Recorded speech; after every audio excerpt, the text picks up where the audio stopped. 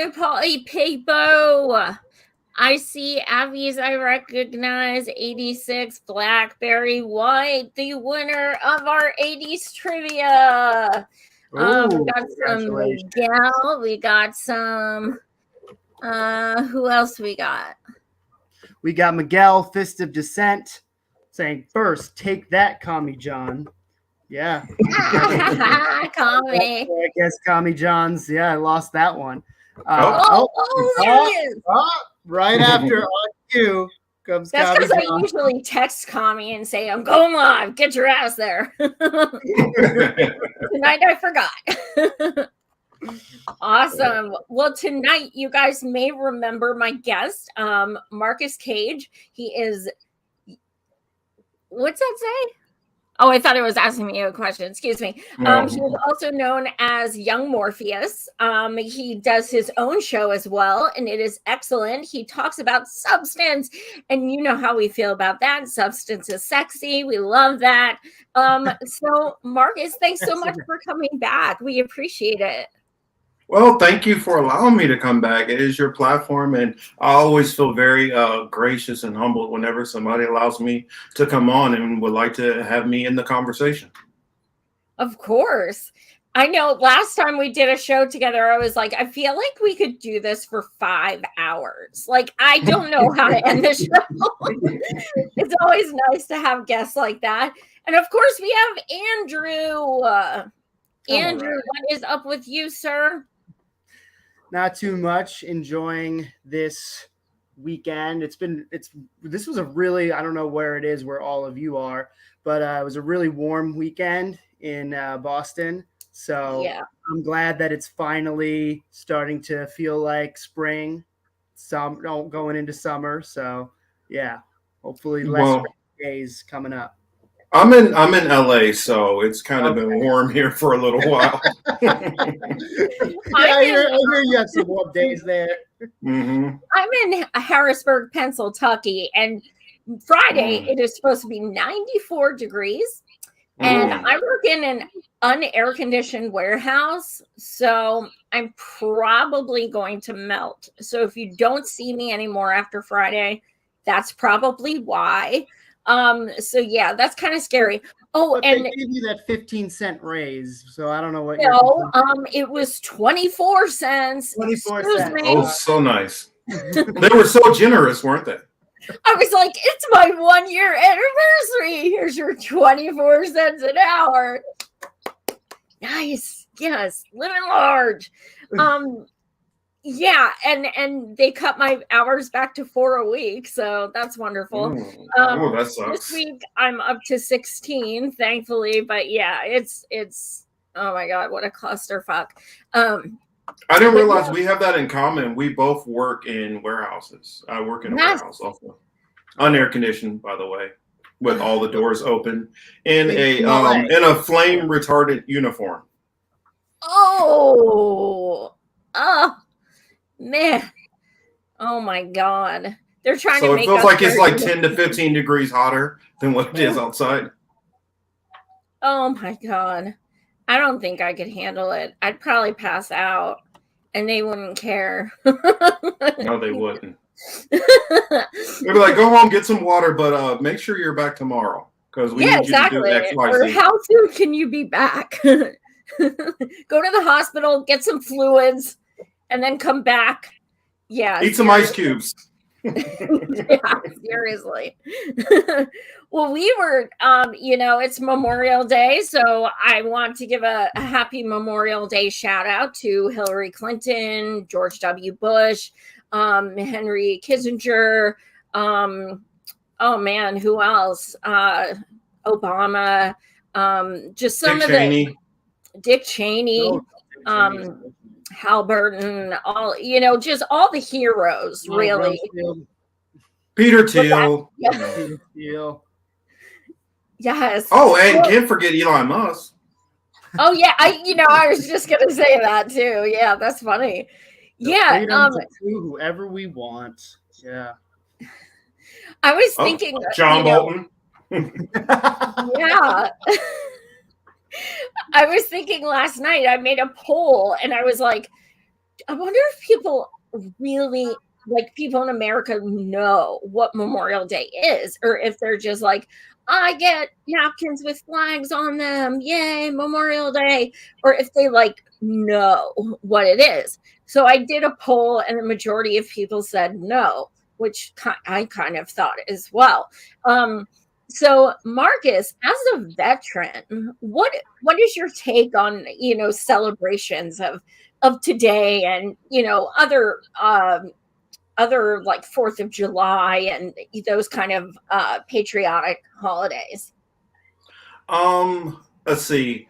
Since I tend to be a non-confrontational person, even when I boxed, I was more of a counterpuncher. I'm not an aggressive type, so I tend to not, let's see, reprimand or scold people on doing it. I just kind of, my eyes roll back into my head whenever I hear people do any of those things. Having two uncles also, which my family went out to visit, who they're buried in Leavenworth, you know, which probably possibly if I passed at any point in time, I'll probably end up there also.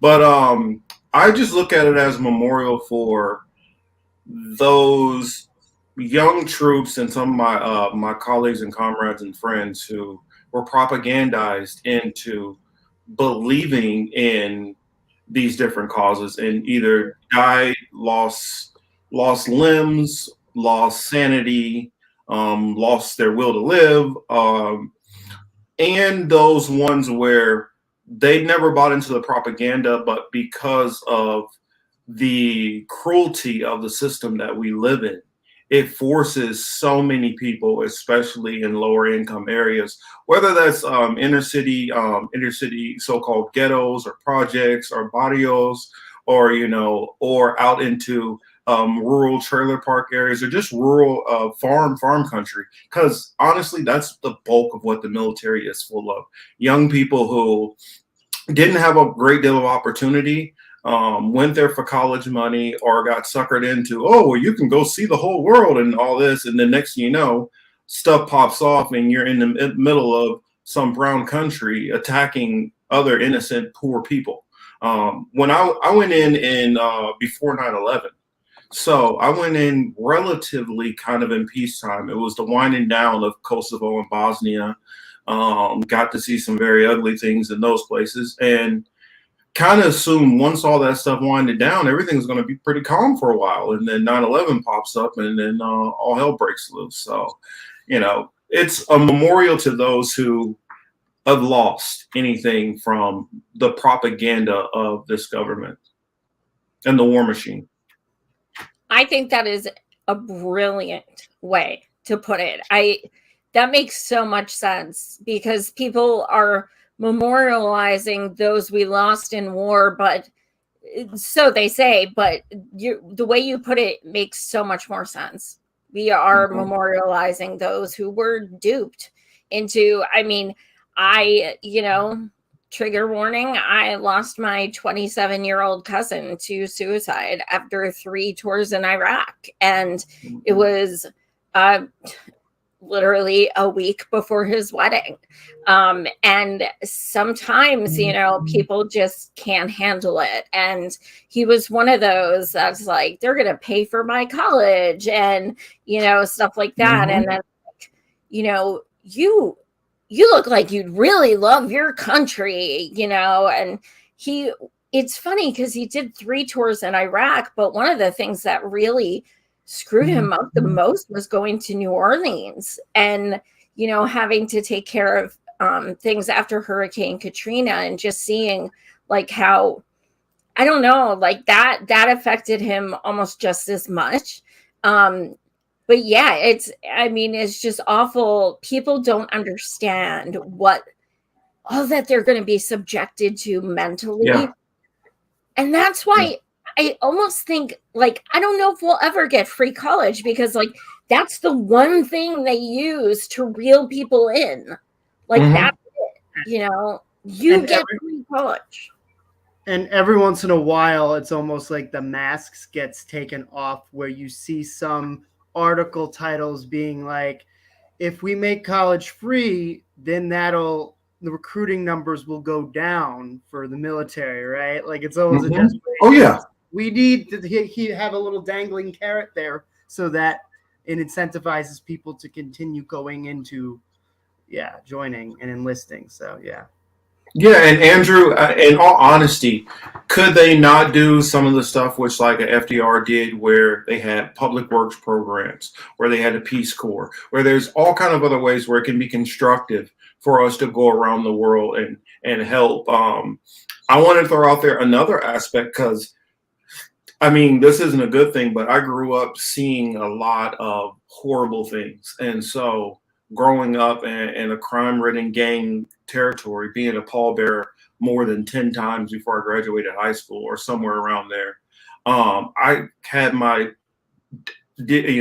got to see a lot of horrible traumatic stuff. But it was you getting the sense of feeling like you have a purpose, and then getting out a lot of times and not knowing what to do with yourself, because I had all of these skills that only translated mainly to me being like a cop or law enforcement or SWAT or something, and it didn't really give me a good out, and it made me kind of felt really lost for a while on what the heck that I'm going to do.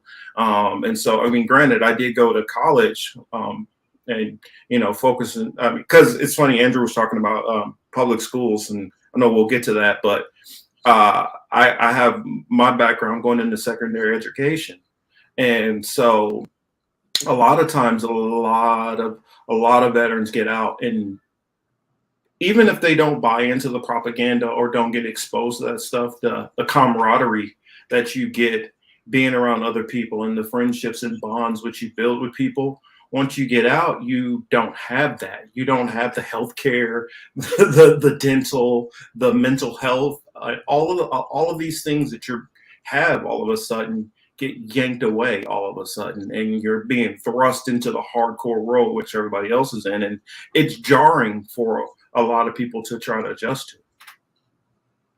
That's a great point. Absolutely. Andrew, did you want to respond? Oh no, I mean, no, I definitely agree with that. Oh, I thought you wanted to say something. No. It's blind girl flaw. I'm like, I saw the head go, and I'm like, oh.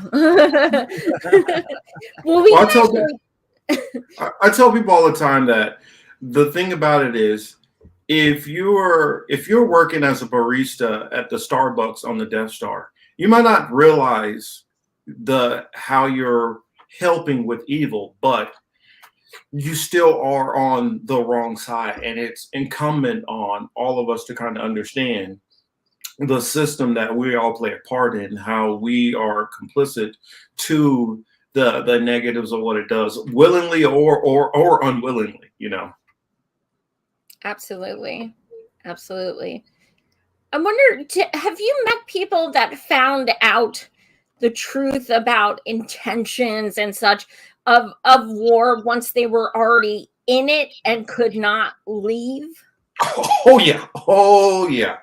The military does certain things. Like, for instance, I didn't know that now this could have changed since I've been in, but under 6 months in, if you say, I want to get out, they just had to sign your paperwork and let you right out. Wow. I can't tell you how many people don't learn that until like after they've been in for like a year and a half, that wanted to get out. Myself, 6 months, it's harder, you're saying? Yeah. Well, you just can't get out. You would have to have some kind of faith exemption, where it's a religious thing, some kind of medical issue comes up, or some kind of extenuating circumstance with like a family member, say like you had to be a full-time caregiver or something like that.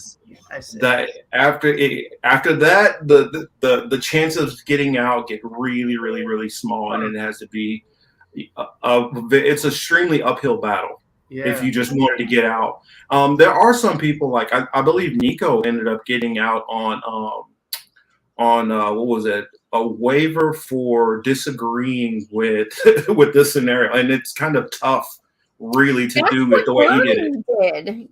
Yeah, it's really tough to do that. you got to really know your way around the paperwork game. And most of the guys who I was around, me included, are more grunts. We're more, guys who work with our hands, not paperwork, technical savvy people. And if you're not one of those people, you are not going to find a way out of it. And I'll tell you myself, I come from a military family.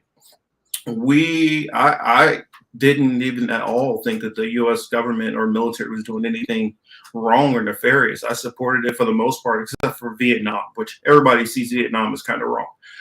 But I bought into the propaganda that, World War One, World War Two is justified, Desert Storm, all that stuff is justified until you get over and you're on the ground in some of these areas and you see the private contractors. You see the Western CEOs walking around and talking about how, I can get these rare earth minerals and, why don't we do this? And I mean, you literally see them it's like watching a bunch of mobsters who just got a big score and they're deciding how they're going to divvy up the profits. I mean, literally getting to see that with my own eyes.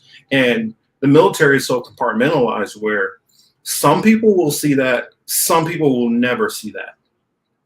And so that's the reason why you have some people who do 30 years in the military and are gun-ho that the military is doing everything right. And then you have some people who get out after 4 years and no, it's a complete racket. Yeah. And would you say it's also sectioned off in terms of the people that you see and socialize with? Oh, yeah. Military, right. So it's not even that even if you weren't necessarily in a position to see what it says, what you just said you saw, it's not like you have many opportunities to talk to the people who are seeing those things. True. It would have to be your unit, your specialty, what you do. Because, say, for instance, somebody who works in, say, a infantry unit where they might be on the ground, boots on the ground, and they're interacting. Their mission specifically might be evacuating people from a certain war-torn area, and then we're leaving this group, and you're constantly going in for that. Another one, you guys are going after somebody who's on some kind of terrorist list. So you guys are going door to door to door looking for this dangerous threat. Then you have other people who you're just doing supplies and building up stuff, and then you're riding down the street one day and watch Humvees in front of you get blown up. And so and then you have people in the intel department where they're hearing the information, but they're not on the ground seeing the difference between what they're hearing. So it's so disconnected. And I'm speaking from somebody who had a military. I had a NATO military top secret clearance. We used to house military weapons from all the other NATO allies. And so I was privy to know all these different weapons specialties, but I don't have the information on all the intel stuff that's going on the other side. Wow. What does Kami say? Yeah, so Kami John says that's why our movies and TV shows are so lame. It's to reinforce the USA good, spreading freedom, terrorists everywhere, we the good guys. Well, to answer Kami John, to respond to that, if you ever look, just wait till the end of your movie, or if you're sitting at home watching a movie, fast forward to the very, very end of the credits, and you will notice something very interesting. You will see FBI, CIA, DOD on almost every movie you watch, even down to like a cartoon movie, because they have say-so and input on what goes in there, and they also craft and hey, well, why don't we put this into the script? And so if you feel like something is being a little overly demonized in a movie, it's the State Department and DOD who are adding the stuff into it, or taking away the other context where it's showing the other side of things. So it's definitely a lot of propaganda that comes directly from our own federal government. That's a great point. Yep, absolutely. Mm-hmm. I wonder if the Matrix has that at the end of it. I bet it does. It does. It does. It definitely does. God. Any big budget movie, especially a big budget action flick, definitely has it in there. Because I mean, you literally have it in stuff like The Little Mermaid, which has nothing to do with any kind of military anything, but they literally oversee every major movie project. That's crazy. Now, is that true? Like, if I were to go back and watch like a 40s film, right? Mm-hmm. Would that be the case then too? Like, do you know how far back that goes? Or I would say going back pretty much into about the 80s, it was probably about most major action flicks. And then it starts seeping into all the other areas by the 90s. But anything 60s and 70s before that, it was minimal. And then sometimes it wasn't necessarily even in there. They just show up like, hey, we hear you're doing this military movie. By the way, you might want to change this and change that. Which is why sometimes every once in a while you watch like maybe a 40s, 50s, 60s, or 70s film and you're like, wow, that was surprisingly really based. Yes. Yes. There's no way they could do that today. Like, well, that's why. You know what I found out a few months ago, and it almost made me cry because I was so sad. You know that movie Borat? My name is Borat. Okay, Yeah. well, that's like one of the funniest damn movies I ever saw. Well, I read an article that was documenting how the CIA worked with him on that freaking film to get him all kinds of clearances and stuff. Like, they were literally on set every day. And I'm like, oh my gosh, like, I can't watch this movie anymore. What the hell? Well, you can still watch it. You just have to keep in context. Like, there's like, I just recently watched, we just recently watched the Tetris movie. And a lot of that has to do with the former Soviet Union.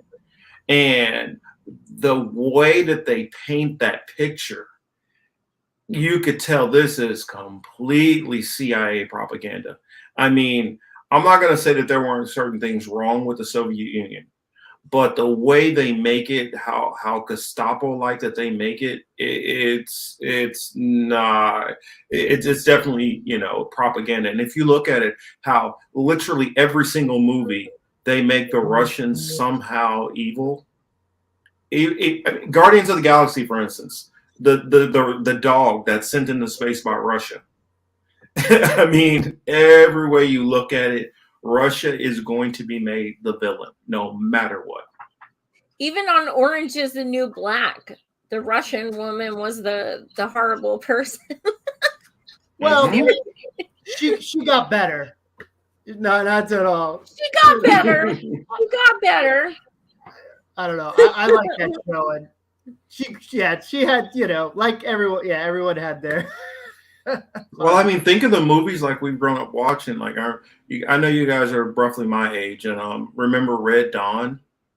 I mean, yes. You think about the Rocky movies. You think about, I mean, even Top Gun, the original one and the new one. They didn't say it was Russians in this one, but they alluded towards it. And if you think about the aircraft which they're flying in, it's pretty clear they're talking about Russia. You can tell the landscape also that they were alluding to this being Russia. But you can see over and over and over that a handful of countries are always the bad guys. And it's always the Western powers that are always the good guys. Always. Yeah. Andrew, do you want to go into, we were talking about college. Do you want to go into the school story? Sure. Yeah, we'll just go straight into that. So give me 1 second because I got to take down what I had before with East Palestine. So. Oh, sorry. Yeah. You want to we'll start with East Palestine and we'll. That'll work.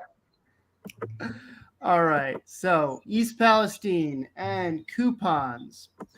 All right. Yeah, those two are in the same sentence and not for a good reason, as you can imagine. So East Palestine residents will get to use a coupon sent by mail for any business in the village next week. They're called Bulldog Bucks. Cool name. And they go for $10.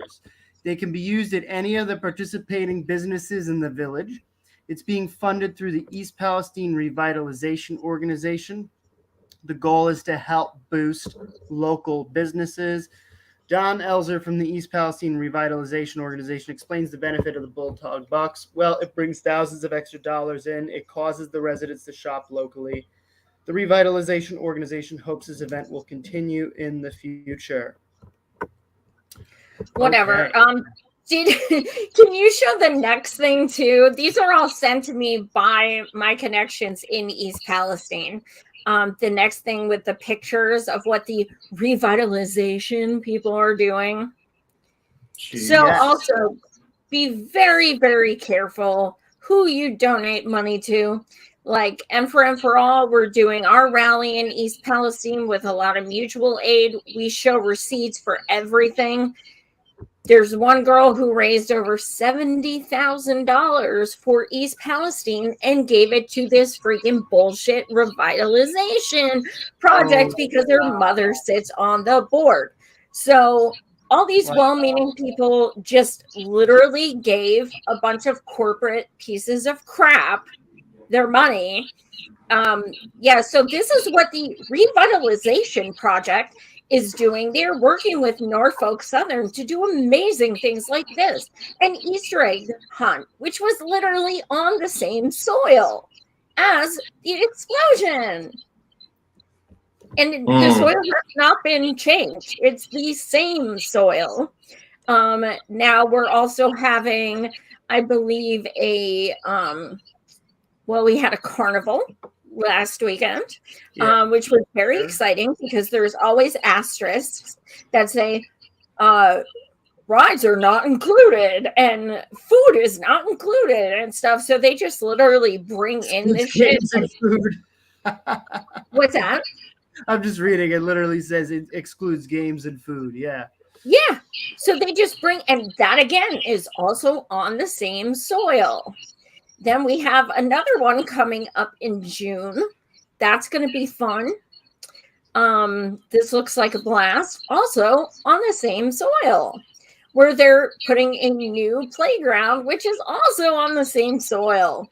And then we have a 4th of July one coming up, also on the same soil. So this is what they're doing. First of all, they're getting the money from Norfolk Southern. That's first of all. Second of all, this is what they're doing with the money they're being given by the state. They are throwing these stupid ass freaking carnivals and shit and giving them $10 coupons.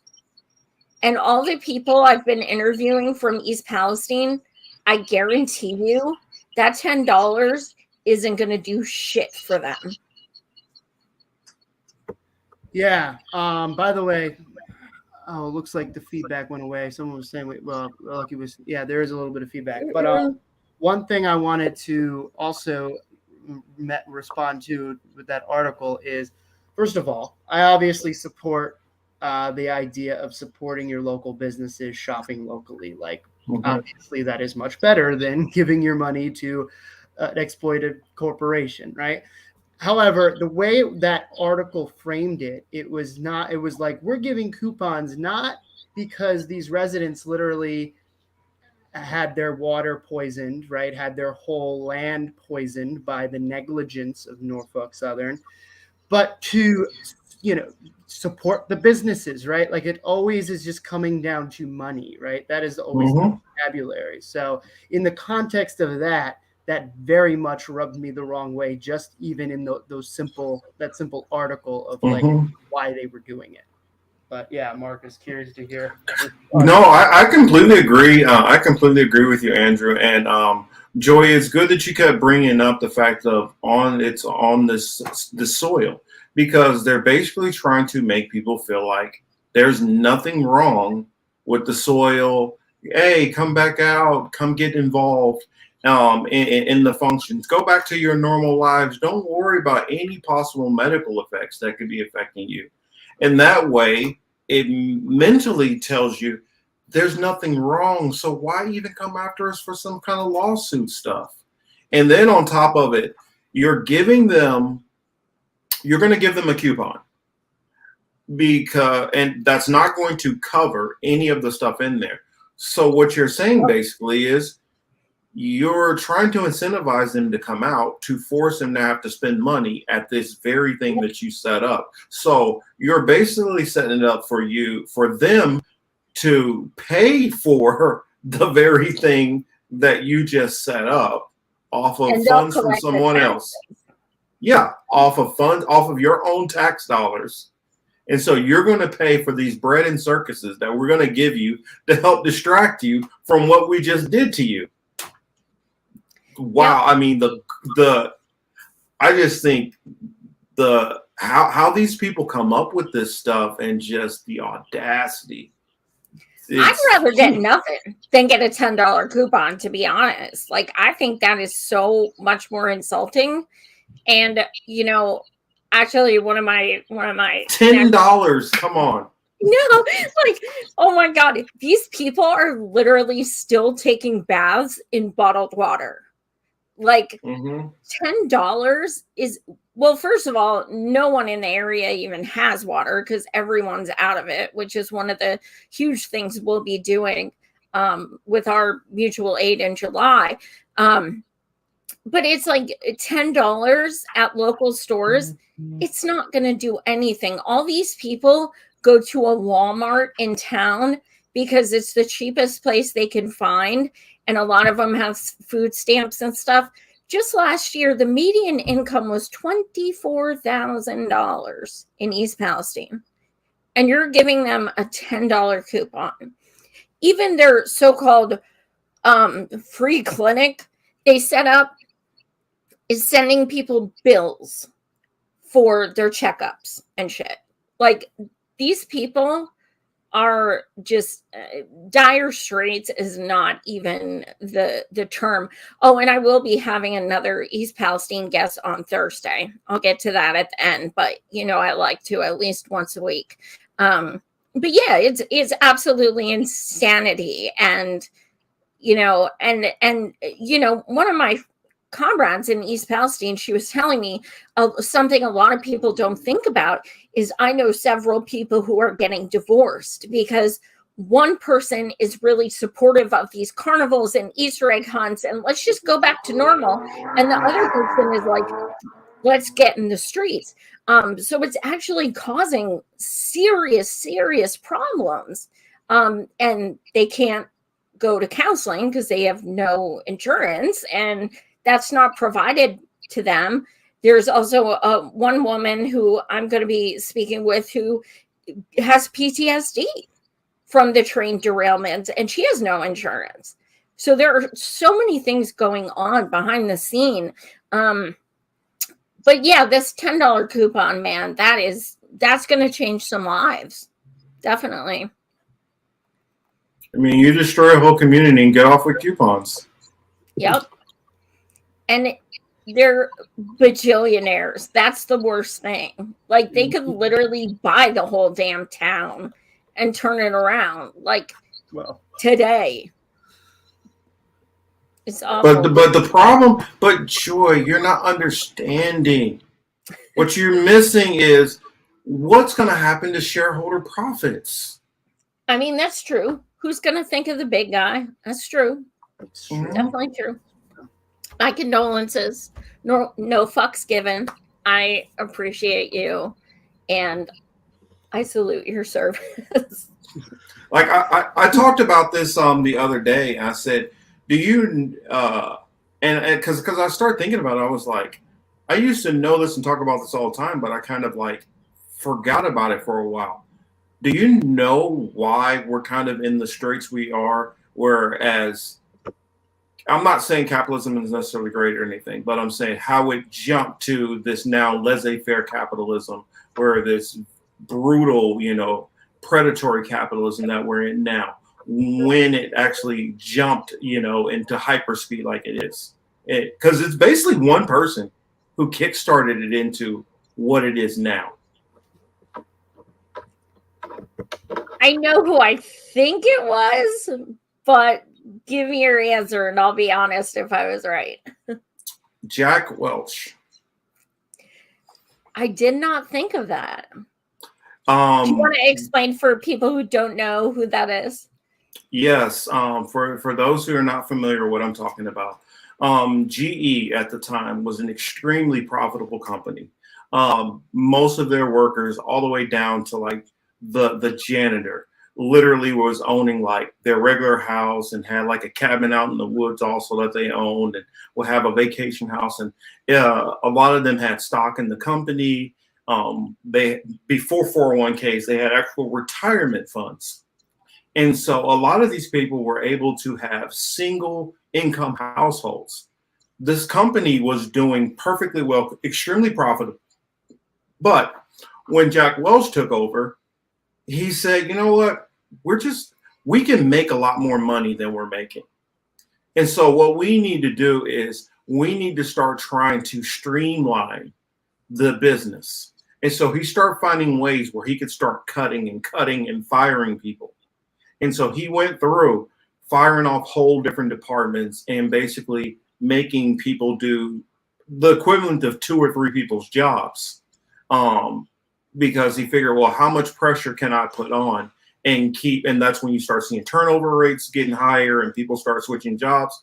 After he did that and shareholder profits continue to go up and up and up, every CEO since then has followed in that mold of trying to streamline the company, buying up other companies where they were still operating that way, dumping any kind of liabilities and debts into those companies, and getting rid of them to keep everything in the black on their spreadsheets. That's what happened to a lot of the newspapers. Well, a lot of newspapers went away because these billionaires would buy the newspapers, dump all the debt on them, and then get rid of them.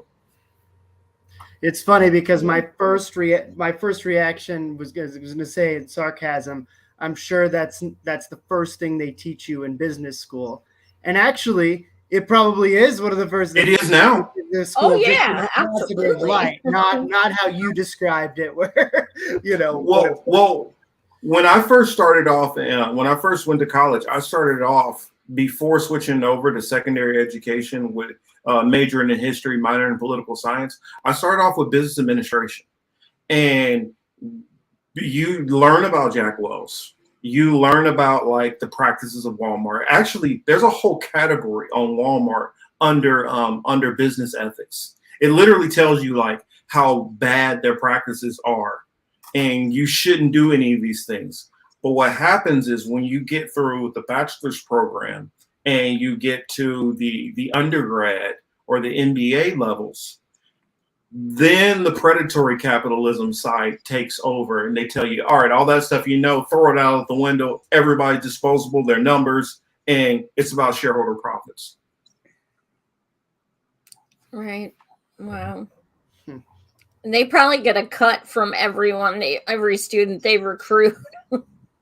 Well, they know that if you're maximizing your profits and shareholder profits, you move up the chain faster. And so they're incentivized instead of finding solutions that work out better for the community as a whole, and for trying to employ as many people and help with your employee wages, you're incentivized to cut wages as much as possible, to cut employees as much as possible, to cut benefits as much as possible.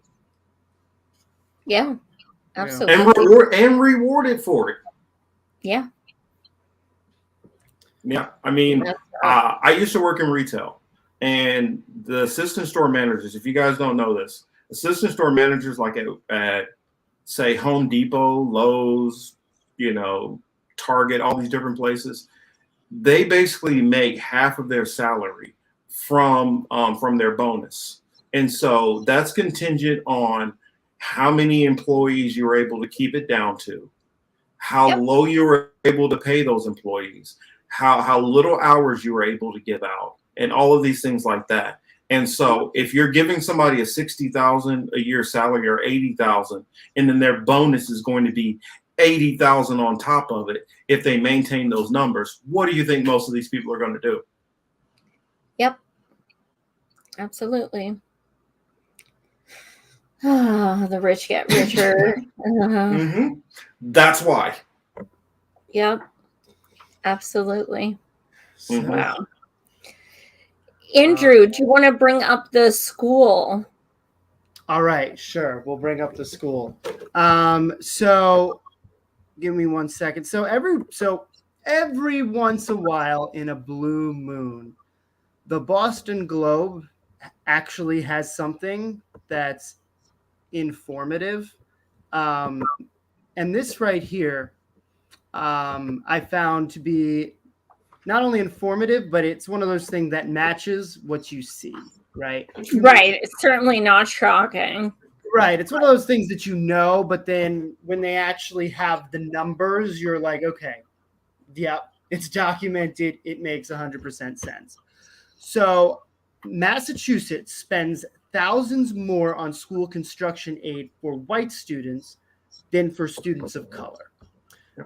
Massachusetts aid for large, let me just make sure it's showing. Okay, cool. Massachusetts aid for large scale school construction projects have benefited white students substantially more than students of color who tend to be clustered in urban districts with deteriorating buildings, a Globe analysis has found. Since 2007, when the newly created Massachusetts School Building Authority began accepting applications for new schools and major renovations, the agency had doled out $7.8 billion for major projects, money critical to renovating or replacing outdated or decrepit schools. But the program contributes to a significant racial divide in spending on school facilities. Districts with a majority white student population got about $10,000 per student for school projects, the Globe found, while districts made up of mostly students of color got about $6,400 per student. The gap in spending is even more striking for districts with the highest percentage of white students, which tend to be small and rural. They received about $16,500 per student, almost 2.5 times the amount spent on students in districts with the most Black students. The divide has emerged even though students in urban districts composed largely of low-income children of color are more likely to attend classes in antiquated buildings, which tend to be poorly adapted to modern educational methods and put students at greater risk of exposure to asbestos, lead, and other environmental contaminants. And then here they kind of give a little bit of a graph here showing kind of what the average is, majority white versus majority students of color, right? The gap there. And then they mention a variety of factors create the funding pattern. Not all communities are aggressive in seeking the state funds, even though their schools are badly in need of repair or replacement, according to the MSBA. And many urban leaders whose districts need new schools say their communities can't afford their share of construction costs, which for the poorest districts tend to be around 20%. Coming up with the local contribution has been especially tough in recent years as the state's portion hasn't kept pace with skyrocketing construction costs, right? So a lot of different things there that kind of go into how rising prices, right? Coupled. It really made it sound like they were kind of trying to push it off on them, though, because they're like a lot of the people that are eligible for it don't apply. Do they know they're eligible for it? That's the question. Yes, exactly. Yeah, I mean, exactly. That's the thing which has always killed me. It's always killed me with a lot of these lawmakers. Well, we put these programs out there, but do you even advertise it? Do you tell people how any of this stuff works? No, you don't. Right. Yeah. It's the right. And you don't because you don't actually want them to use it. Nope, exactly. Right. You're the good guy for putting it out there and for creating it, but you don't actually want to put that money into it and invest into it. Yeah, it's funny. It's funny you brought that up. And you talked about the asbestos because I remember having asbestos in my school. I remember my school being one of the few schools that, like statewide, that we would have a heat schedule. And for those who don't know what a heat schedule is, when it gets too hot, they will shut down. We'll get half days, and we would have like a couple of weeks at the beginning of the year, a couple of weeks at the end of the year, because we didn't have AC in the school. And so it would be so brutally hot in the classrooms that we would have to get out. Now, by I think the end of my junior year, they got AC in the school. But I go out and for me, I did like a lot of sports. And so a lot of sports and just being involved in a lot of different activities in general, whether that be ROTC, drama, all kind of different stuff. I would go to a lot of the other schools. And growing up in Kansas, in a red state, you go from Kansas City out to Western Kansas and see some of these different schools. And it's night and day. They're dealing with none of the problems. All their textbooks are like brand new. We're dealing with textbooks. I'm talking about this is in the 90s. We're dealing with textbooks from back in the 70s a lot of times. Yeah. Like my mom literally was using the same textbooks that I was using in high school. And the crazy part about it is like the next county to us, Johnson County, is a wealthier, predominantly white county. You can see the stark difference. Wow. So one of the things that I found really interesting about the article was, and I might not have gotten down to it, but they mentioned how like only literally in Boston, only since 2007, only 2 new constructions of buildings have been granted, right? And so when I worked, so first year I worked in a Boston public school, it was actually through program. There was a school that the year prior, the building had been deemed like no longer up to building codes, right? So they decided in the midterm, right? This lasted like 4 years, but it was a temporary solution, was to put 6th through 10th grade on top of on a 4th floor of another high school. So you have 6th through 10th graders in one building, right? There's a nurse that comes in maybe once or twice a week. There was a 3 months where there was no water. The water fountain didn't even work, right? And to even make it even worse, I mean, like you said, there was no air conditioning. So in the really hot, like beginning of the year, and the school district did not finalize the schedules for the students till mid-October, right? So what did that mean? That meant on the first day for the first 6 weeks, the teachers ended up just figuring out, okay, this is how we're going to divide up the students, right? And we're just going to go with it. One day, the school district finally set the schedule. Imagine how chaotic that one day was, where the teachers were like, oh, I'm not teaching this grade anymore. Now I'm teaching this grade, right? It was a nightmare. And to make things even better, this was a level 4 turnaround school. Now, I think the terms are different depending on the state that you're in, but essentially how it works, and they've been fighting actually to change this, if you have different levels of like turnaround status, where they have this threat where it's like, if you don't get better, the state is going to take over, right? And then we're going to revitalize it all the way. So this was a level 4 school on the verge of becoming level 5. It did become level 5. And here we have the school district just not even helping out by finalizing the schedules. Meanwhile, everyone is adjusting to a whole new building on the 4th floor of another building, of another school building, right? And so, yeah, and so and then you see this report, and it's like, yeah, it's very obvious. Wow, only 2.5 months in the school, no biggie, right? Right. I mean, you may have to learn the same thing 8 times, or but it's cool. Right.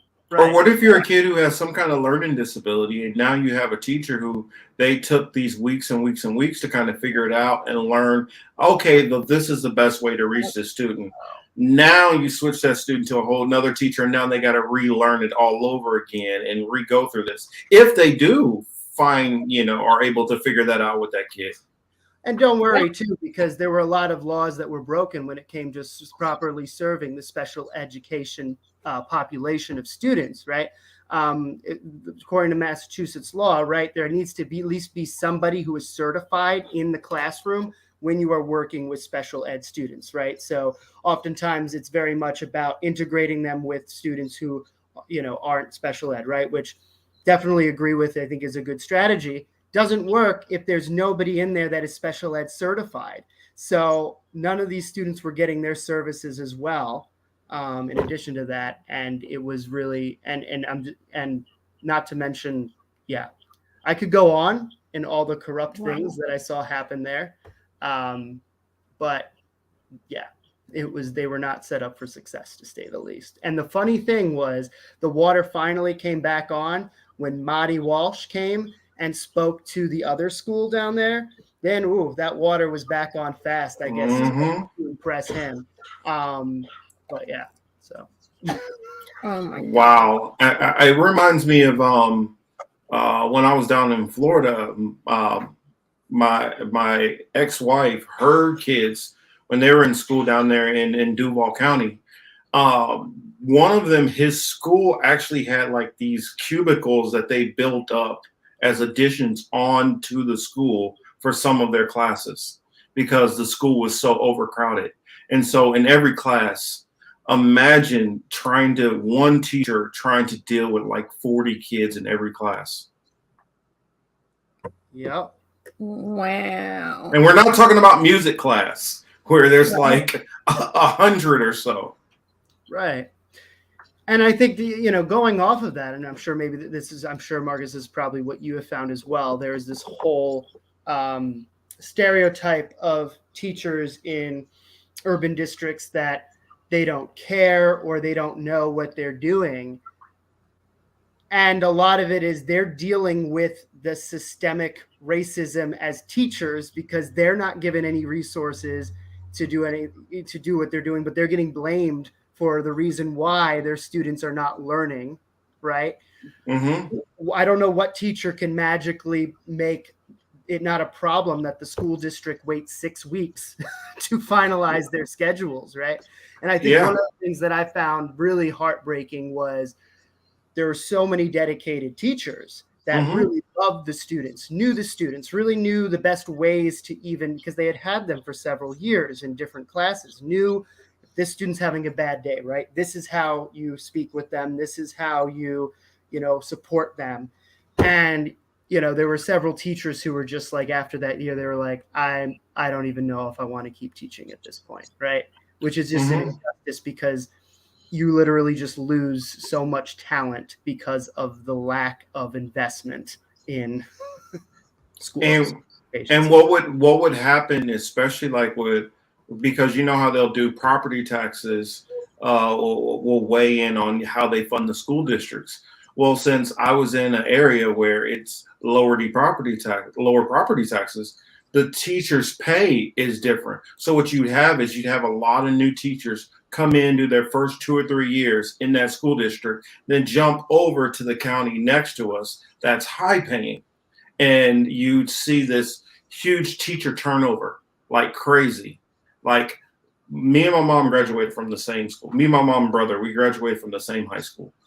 There were teachers there with me and my brother that were there when my mom was teaching.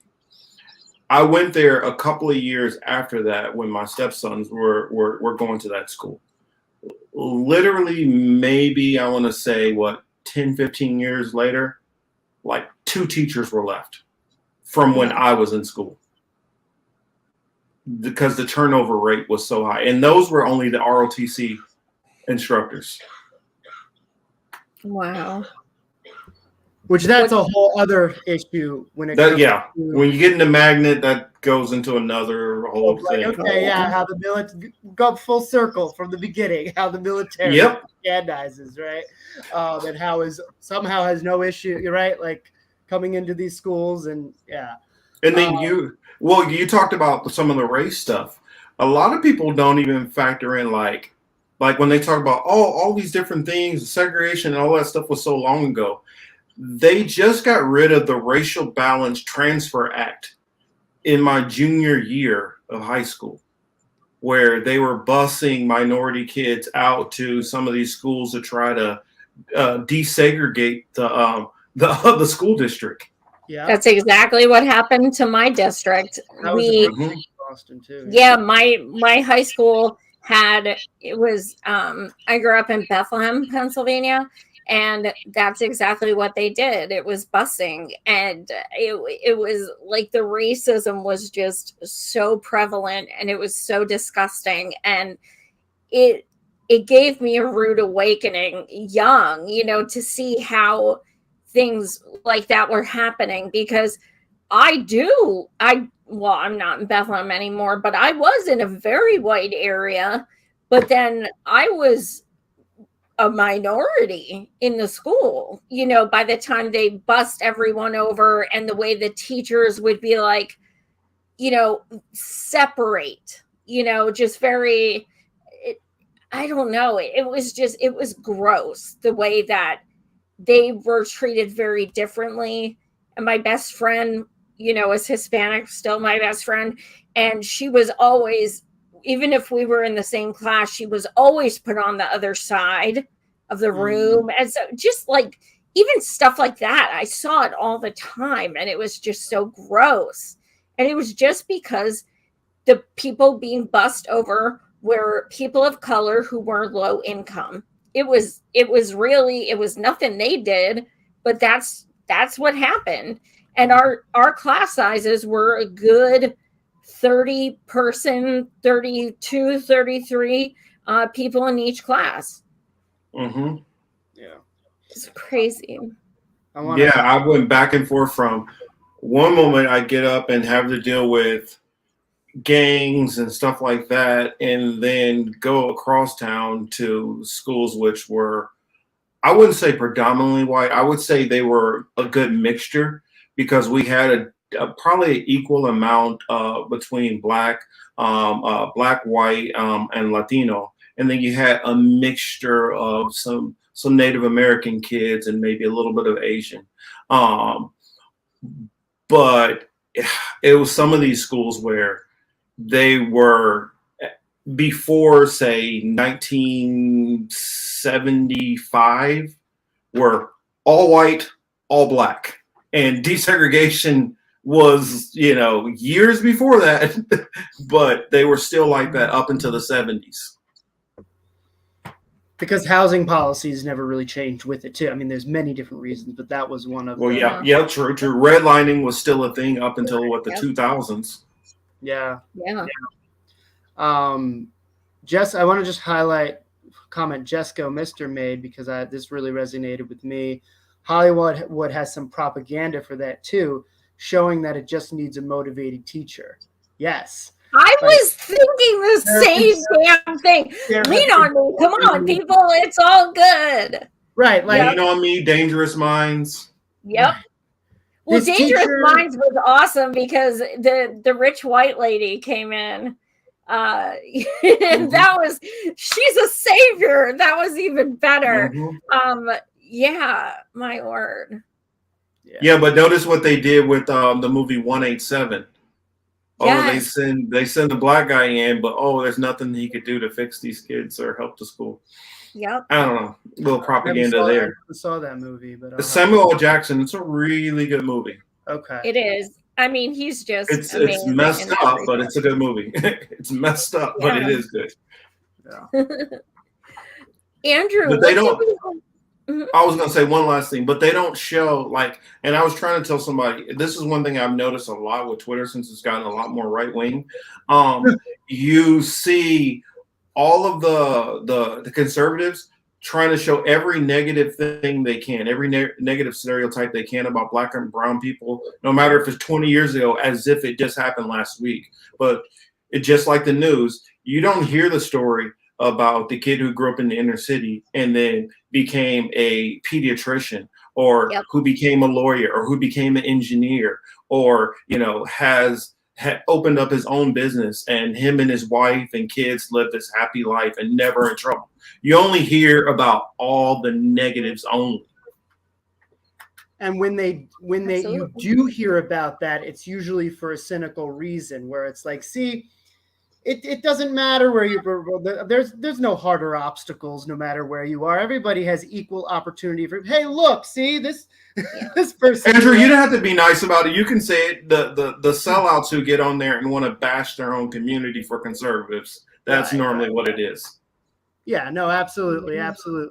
but it's also yeah, for sure. So. That's exactly what it is. Those the Jesse Lee Petersons, the Candace Owens, those types who get on and only point the fingers but never say any of the good. Mm-hmm. And in all honesty, you can literally do that with any community. Every single community has their bad areas. Every community has gangs. Every community has drug use, abuse, all of those things. But when it comes to Black and brown, for some reason, you can't highlight any of the good that's going on. Yep, absolutely. Also, and this is another topic, but something that really is just so gross. Every time a Black man is murdered, let's just search for everything we can find on the internet and make them a villain. Yeah. Like, we see it every day, and it's disgusting. Mm-hmm.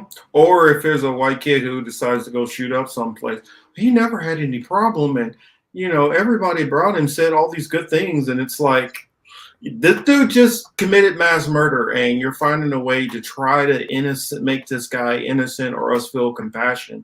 But this person who was Black who got murdered, let's find everything bad about them so we could say, you know what, it probably is his fault that he got murdered. Yeah, when it's a white person doing it, it's like shot, and when it's a Black person doing it, it's like murdered. That the language is just totally different all the time. Well, I tell people all the time, the media is just as racist, and a lot of people don't get that. It's not everybody in there, but the people who are at the top who own these. For one, let me declare, they hate us all. But they especially don't like Black and brown. Absolutely. Absolutely. They know that when they take those paychecks, they know that slant. And they're okay with it, which is gross. Mm-hmm. That's why independent media, you guys, that's why you got to support independent media. Real independent media. What's Kami say? When you starve, sorry. You can, if you want to read. Sure, I'll read it. When you starve communities of resource, they are fighting over the little available. Poverty, crime, drug addiction is inevitable, and you literally see this. You can go to Eastern Europe somewhere where literally it's basically homogenous, mostly white people, and you have the same issue. You have crime, you have gangs. And then you go to more area where there's more opportunity, more jobs, and you see people who are living more of a prosperous life, who are building businesses and have resources. And it basically comes down to, if you strip resources away from people, people get desperate, and this is what they're going to do. Absolutely. Absolutely. I mean, it's that simple. It really is. Absolutely. Andrew, I thought you had a story that kind of like went as a good segue. Oh, I mean, I told my story about being in the Boston public schools that go with that article. What else do we have? I know we have Roger Waters. Do you want to touch on that? Yeah. So I'm sure a lot of people have heard about this. Roger Waters has been trending for several days. I mean, a lot of us have been fans, not just musically, but because he's very much free Assange and very much fuck the establishment. But he did do something the other day that has people very upset. Andrew, do you want to share the picture? I took a screenshot from someone who posted it on Twitter, so you guys can have a visual. But essentially, this happened during one of his concerts. And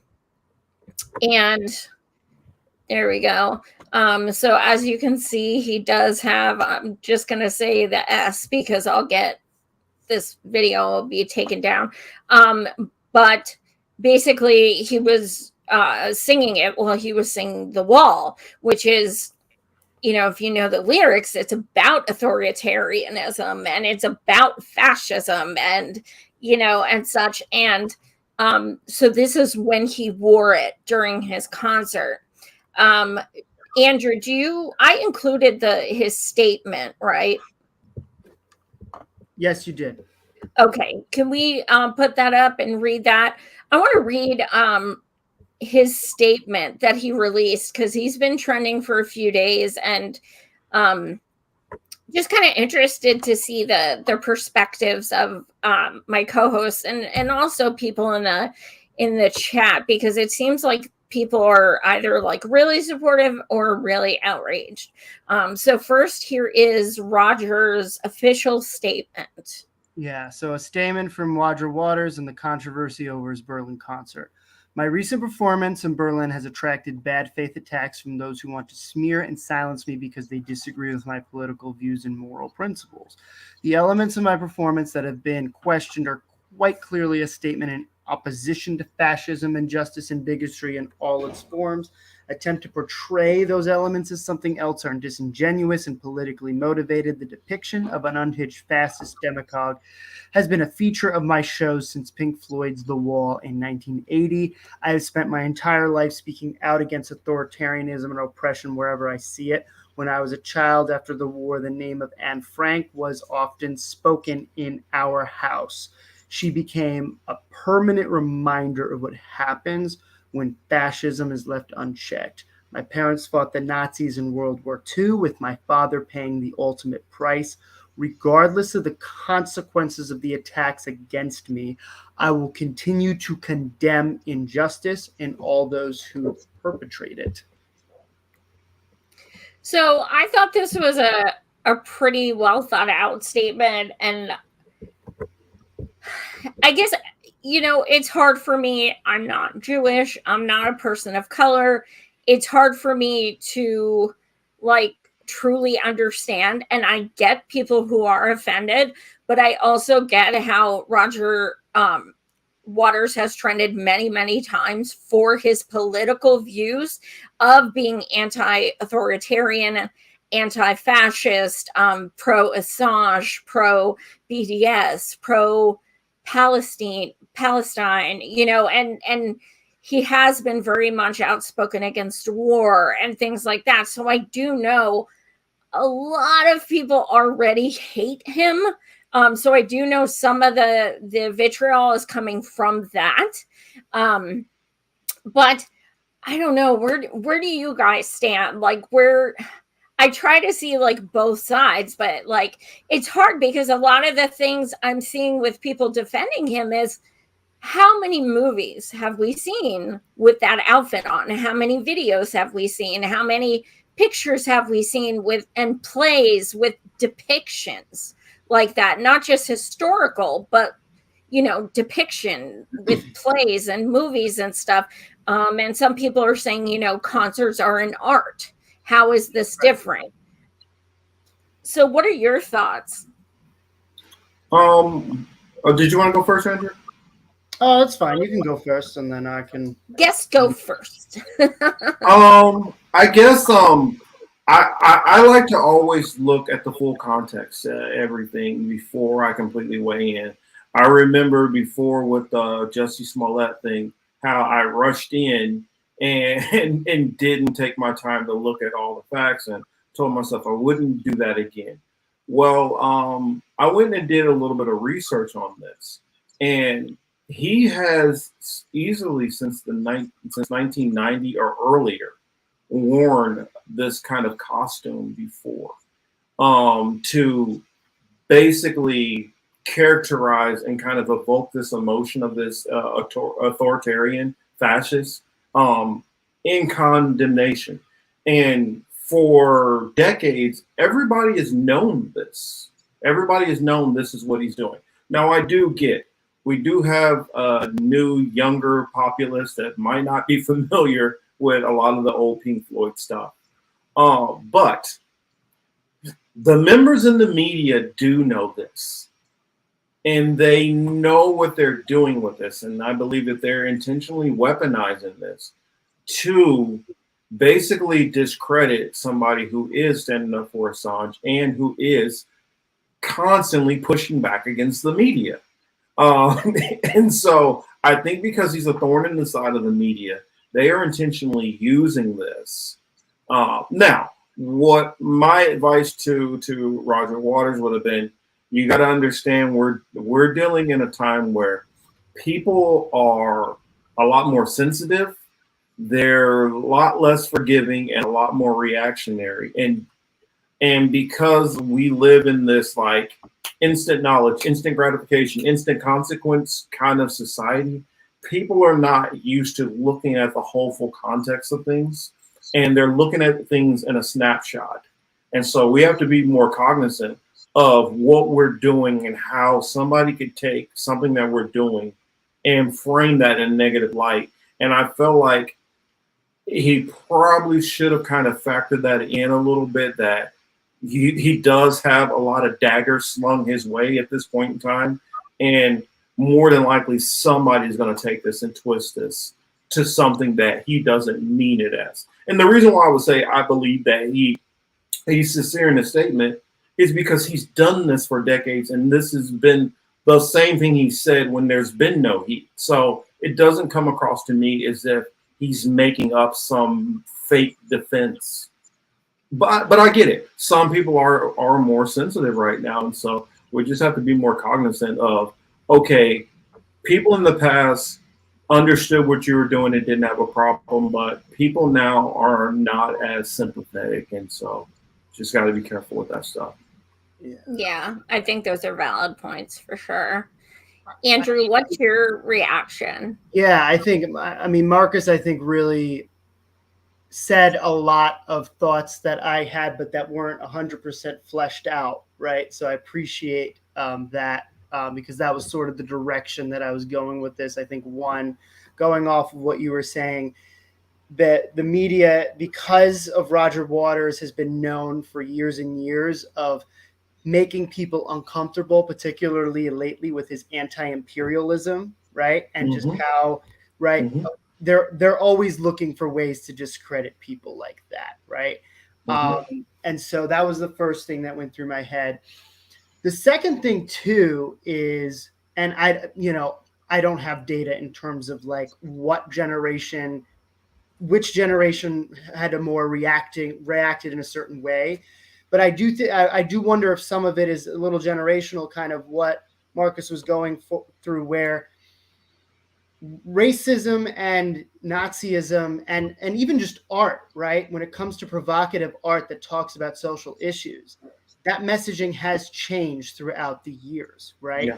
And I think I do, when looking at The Wall, right, and other past art he's done, Roger Waters is very, very seasoned, and he's going to continue to do his art and talk about these social issues like he always has, right?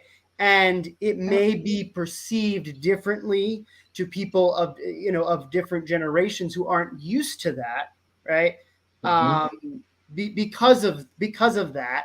And I guess my question is that something that Roger Waters should be aware of as an artist in terms of how maybe to tailor or convey it so that he can still get the same type of points across to maybe another generation? I don't know. That opens up, I think, a whole other kind of nuanced conversation about that. But one thing I can say, if we go back to it, is that I do think the media did very much know what they were doing. They knew what they were exploiting. They knew the emotions that they were exploiting. And as much as I am not always a fan of the whole Twitter, like adding context to what people are tweeting, right? Because I found it very funny that actually there was a tweet of the original person who mentioned that Roger Waters was promoting Nazism or whatever. And that's what I was looking up. Yeah. The context, and they were like, that's not what this was. This was him. Yeah, it says additional context was added. And so it's always good when it's like the additional context actually is like, oh yeah. Like I'm almost at the point where even myself, certain things which I do, I might start putting come up with a disclaimer text. And a lot of things I say, I will try to put out these different disclaimers. Just like, for instance, when I was talking about, the elites, that they have a lean against Black and brown people. And if somebody says that, they were like, "What? You don't think that they're coming after us too?" I'm not saying that. Just like when you had just recently with the whole Ice Cube thing, and Ice Cube was talking about black people should leave the Democratic Party. Well, everybody took that as what? Now you're telling us to go vote for Trump, and it's like, no, he did not say that. You guys are, in the absence of it, people are automatically filling it with whatever they think you're jumping to instead of trying to figure out, well, what do you mean by this? Let's get clarification. Let's ask. Let's speak and have a dialogue. Because you can tell me how you feel about this, and then we can go from there. It's a whole lot better to let people tell you what they're thinking and what they're trying to say instead of trying to put the words in their mouth before they say it or jumping to conclusions. And I feel it's a lot of that going on. I mean, I just saw a TikTok of this girl talking about she would like to have lived in the 1940s because it seemed like everybody was more mannerable. Now, I took it as she's just ignorant of what the 1940s were like. Yeah. And it wasn't as romanticized as she thinks it possibly was. But a lot of people like, well, what about the racism? And what about the and what about the the National Socialism in Germany? What about this? And it's like, I don't think that she was leaving those contexts out. I think that she probably saw a bunch of old movies and it looked like everything was all romantic and cool, but people don't realize that's in a snapshot. I mean, there are a lot of people in those time periods who had one dress and went on one date in a whole year with their husband. And then a lot of times some of these women were having to raise their kids as widows or having to work in factories for the war effort. And I think people romanticize little parts and don't see the whole context. And we're living right now in such a reactionary, time that everybody is just so ready to jump on everybody about everything. Yeah. And I think, I'm sorry, I'm trying to find that other clip. Yeah.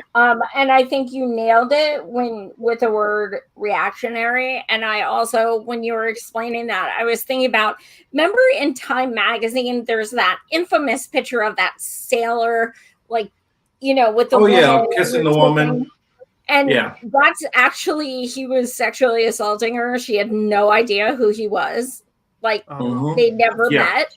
He just grabbed her. And that, picture is infamous. Oh, it's so romantic. But that's the thing. That's how they frame these things. Yeah. And that's how, when people think, oh, times were so romantic back then, it's like, you might want to learn more, because actually it was just less exposed of how jacked up shit was. It was a lot more domestic abuse. Also, the rate of women being beat by their husbands was through the roof back then. Yep. The amount of people who, for whatever reason, say you were Italian and you walked through the wrong neighborhood, that could have gotten you killed. And it wasn't, it's like a lot of people think it was just black and white. It was all kinds of different issues, and everything was a lot more, segregated, because even in those days, you had the Irish who hated anybody who was of British descent.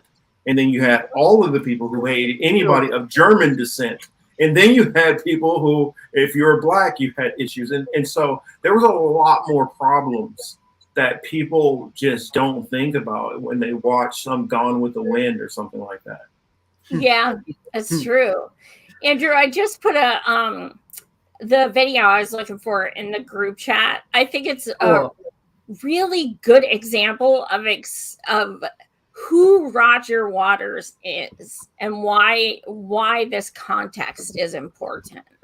Yeah, before I'm just going to mention just a final thought on what we were talking about in terms of romanticizing times. I remember I saw actually on Twitter recently where someone posted a couple of yearbook videos or clips from 2002, right? And they were like, oh, 2002, being in high school in 2002 looks so chill, right? And it's literally just pictures of kids with backpacks smiling and waving to the camera. And it's like, that could be any time. Like, what are you talking about? Like, yeah, I did see a lot of people get upset about that, and I'm like, I didn't have a lot of racial stuff in my school, because a lot of people were like, well, what about the racism then? I'm not saying it wasn't, but in my school, it wasn't a racial thing. It was a lot of white kids who their best friend was black or their best friend was Mexican, and so it wasn't that issue. Our school also had a lot of refugee students from Kosovo and Bosnia. And then not to mention foreign exchange students, which I don't even know if they do that in school anymore. But it was a different time. More than anything, the bigger problem we had was gang violence. That was more of a problem, going through your own neighborhood, whether it was a black neighborhood or a white neighborhood, and the problems that you faced in your own neighborhood. Yeah. Wow. Yeah. All right. So, want me to play this? I'd just like to Cool. say something very brief. This is something that I actually put in my folder when I came out here today. You have no idea what it is. Nobody does, because it arrived on the internet to me this morning. It's a request for the rights to use my song, Another Brick in the Wall 2, in the making of a film to promote Instagram. So it's a missive. It's a missive from Mark Zuckerberg to me, right? Arrived this morning with an offer of a huge amount of money. And the answer is, fuck you. No fucking way. And I only mention that because this is an insidious, it's the insidious movement of them to take over absolutely everything, so those of us who do have any power, and I do have a little bit in terms of the control of the publishing of my songs, I do anyway, so I will not be a party to this bullshit, Zuckerberg.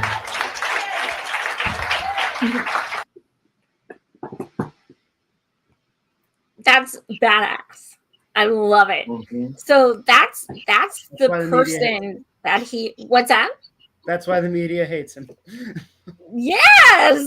I mean, of course. I'm trying to remember somebody's interview also when it came to like this Russia-Ukraine stuff. He completely brutalized that interview, and they cut a lot of chunks out of it. I think it was Katie Halper, actually. No, it wasn't Katie that I'm thinking of. It was somebody from mainstream. It was CNN, yeah. It was somebody CNN. Was it? Man, is it the Piers Morgan? Was it Chuck Todd? Yeah, it was Chuck Todd. Yes. Chuck Todd. Yeah, he was not happy. Yeah, and that's what I'm saying. And Chuck Todd's age. Chuck Todd is older than all of us here. Chuck Todd definitely was old enough to remember these concerts of him coming out on stage. He probably was in the media at that time when he was. He probably was in the damn concert seats cheering him on. Exactly. Oh my God. Yeah, these people are false actors completely. We got to remember the media. Like I tell people, and I've just gotten to the point allowing myself to watch some of that cringe media again, but because I'm able now to be able to discern and pick that one little piece out of, the 99 pieces of crap that they put there. So, and if you can do that out there, then at your own risk, do that. But if not, stay the heck away from all of it. Oh God.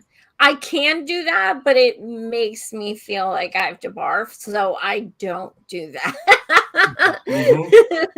Self-preservation. Well, yeah, you do got to take care of mental health and anxiety and all that too, because some of the stuff, like I can't listen to a whole Trump pep rally. I just can't. Now I can listen to him trash DeSantis. Now I'm all about that. That was great. I think we have one story, right? Left, Sean King. Yeah, we'll do Sean King. Good way. Oh boy, here we go. So the reason why, okay, so I was thinking of it was a very delicate way to post about this, because as a disabled person, I do not fault anyone for having medical bills or needing medical treatment. I have thousands in medical debt myself. I would never wish that on anyone, and I would never make fun of it or anything. I did make a post when I saw this, though, that I do not remember him ever sharing any mutual aid requests, sharing any articles about Medicare for All, sharing any stats or anything about how many people die from medical debt. Just as when he raised thousands and thousands and thousands and thousands and thousands of dollars in November for moving expenses, I have never seen him talk about people being unhoused or people, close to being unhoused or needing caps on rent or anything like that. I also talked about how his net worth is $3 million. So I wanted to put these things out there, and I think it's important because he has over 1 million Twitter followers. And I think it's very important that when these people have this kind of platform and they don't talk about these issues, and then all of a sudden ask for people, working class, middle class, poor class, please help me. And now these donations are going specifically right to his Venmo, because apparently when he did his housing, his moving expenses, GoFundMe shut him down and said he can never use a GoFundMe again because they noticed something fraudulent. This dude has been, questioned for a few years on expenses and raising money and stuff. That in no way means I think he's faking. That in no way means I think he's not getting medical bills. But that does mean that if you have a platform of over 1 million people and you call yourself someone who's fighting for justice, and you only talk about issues, like the actual issues, when you need money, I'm not okay with that. Yeah. Mhm. And to go off with what you were just saying, I just typed in Medicare for All to see how many tweets Sean King has had of Medicare for All. Even 0. I know. I searched. Just confirming as well. I know. Yeah. Yep. Yeah, you can't be somebody who is this kind of profile and literally care nothing about Medicare for All or medical issues in general. I mean, say you don't support Medicare for All, have some plan. You can come up with something. Tell me you're into a multi-payer system. Tell me you're into. Just give me something. Even I was looking recently. Even Fat Joe was meeting with congressmen talking about medical debt at one point. I saw that. I looked. And I looked up Medicare for All just out of curiosity, and I didn't see anything that he had said about Medicare for All. Nope. I was like, right. But I was like, hey, at least medical debt, he's doing something. He's doing more than. Yeah. You can't be a Sean King worth $3 million, and then all of a sudden you want everybody to start helping you. How about this? I will give him $20 if I get to give it to him by him standing roughly about 10 feet away from me, and me give it to him in quarters individually by throwing them. All right. Sounds good to me. Say if you want to take a donation that way, Sean King. In fact, you know what? I'll bump it up. I'll make it 40. Oh shit! $40 and let me get to practice being Roger Clemens and aiming for your head. How about that? Then he'll really need some medical bills right there. I don't know if you guys know, I throw pretty hard. Yeah. I think, you guys, it's like, that's a very delicate subject because I don't want to be insensitive or anything, but please be conscientious of who you give money to. I mean, dude, first of all, has been questioned about scamming people for years. That should make you hesitant. Also, he's worth $3 million. He can afford insurance and anything else that comes with it.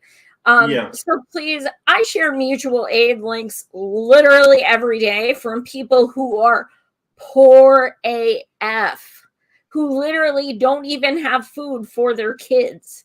Please donate to that. That is going directly to someone who needs it immediately and to someone you're going to actually help. Sean King never shows receipts for anything, ever. There is no transparency with anything. Mm-hmm. And I wanted to clarify, even if you're somebody who has been against Medicare for all, been against, clearing medical debt, been against any kind of advocacy for any kind of, healthcare policies, period, and you switch because now you get it as an average person, I'm sympathetic to you. Okay, welcome aboard. But you're worth $3 million. I don't want to hear nothing from you. You just go somewhere. Go away. Especially going right to Venmo. I'm sorry. No. No. And did he even declare exactly what the medical condition was, what the severity was? I forget what it is. It's something with extreme headaches. And he put a picture of him in a hospital bed. I don't know. He said, I've never been in so much pain, blah, blah, blah. Did he show any lab reports or anything? No. I would like to see pictures of the bills because I post my bills online all the time. Everybody knows, just got another bill for $1,200. Oh, that happened today, actually. I always post that shit online. So, I mean, I'm still not going to donate, but I still, I find it really hard to believe he doesn't have insurance. Of course, you're still going to get medical bills with insurance without question. But I find that really hard to believe that him, his wife, and 4 kids, I think there's 4 or 5, don't have insurance. But even on top of that, I think you're still being a little too kind, Joy, because at $3 million, you're able to figure out which kind of plans are going to be suitable to cover majority of what's going on there. And if you get a plan and let's say his plan doesn't cover that and he's blowing through money and now he's sitting up there and he's struggling about to lose his house. Okay, then I want to hear, then I'll have a little bit more compassion. But while you're sitting there perfectly comfortable and knowing more than likely you're going to be able to find a way to handle all this, I don't want to hear you asking for money and exploiting this condition, because there are many people out there probably going through the same who can't do this and who possibly might end up having far worse circumstances that might surround this, possibly even leading up to death. So I don't want anybody to spend a dime on you when there are others who are in far more need. Absolutely. Oh, Crystal, we're talking about Sean King. Oh, hey, Crystal. Yeah, Sean King wants you to send money to his Venmo for medical bills.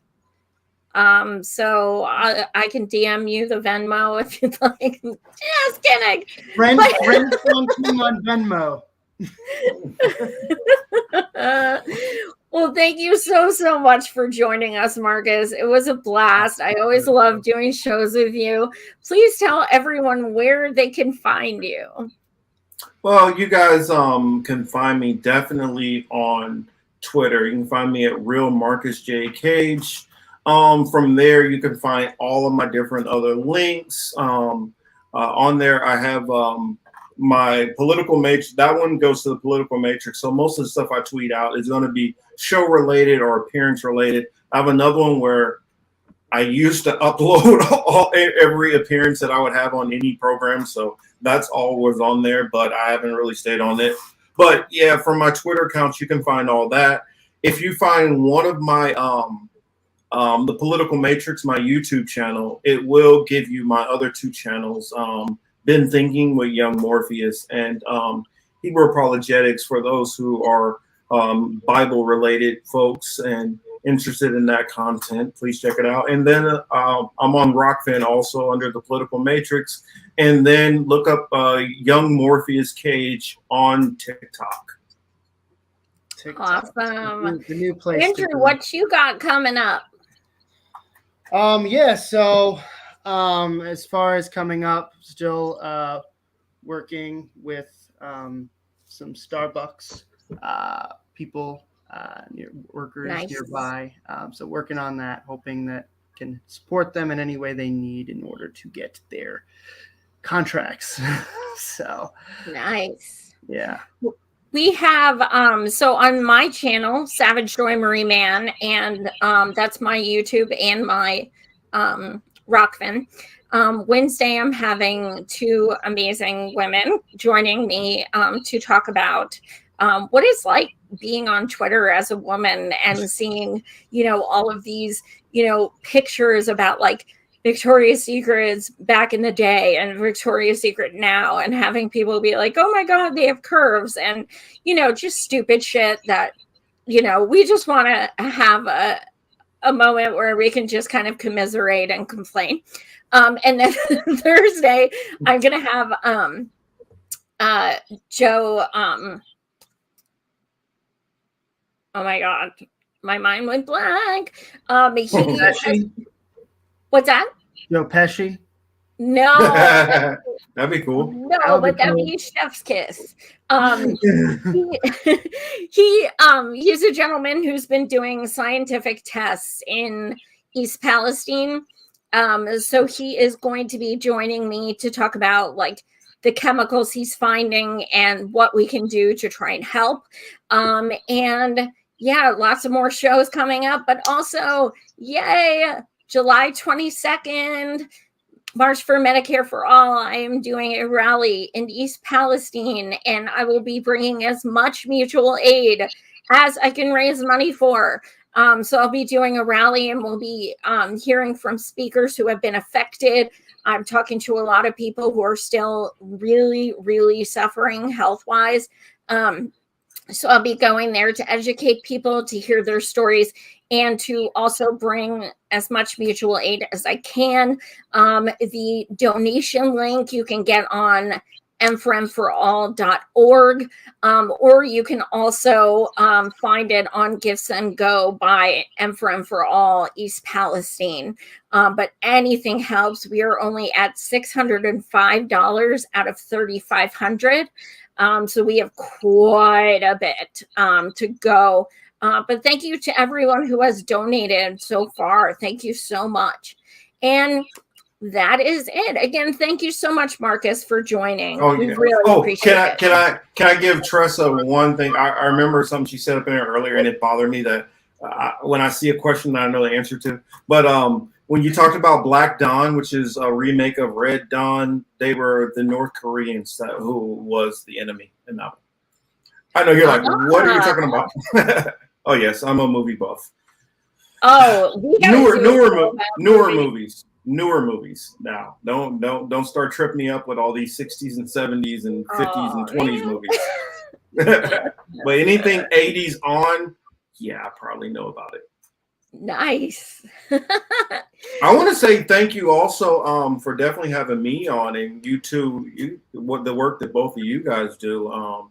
You guys are out there actually making a difference and changing lives, and I'm just doing my best to give as much information as I have, and hopefully people like you guys can actually do something with it. Thank you so much. That is definitely a form of activism. Yeah. Yeah, I mean, when I hear organizers and the stuff you're doing with Starbucks, that's awesome, Andrew. Last time I was here, I think you were away, so I didn't get to meet you then. But Yes. so glad to finally meet you. Yeah, likewise. Yeah. Hey, Jenna.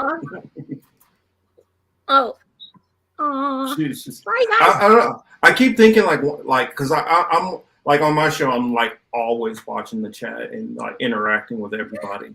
And I'm like, if anybody is in the LA area or plan on being in the LA area at some point in time, you guys please DM me. I've been thinking about trying to set up some meet and greet so people can actually meet me. And then when I do a little bit more traveling, because I know I'll be going to go see Chris sometime in the next couple of months out in Florida. You guys let me know anybody in the Florida area.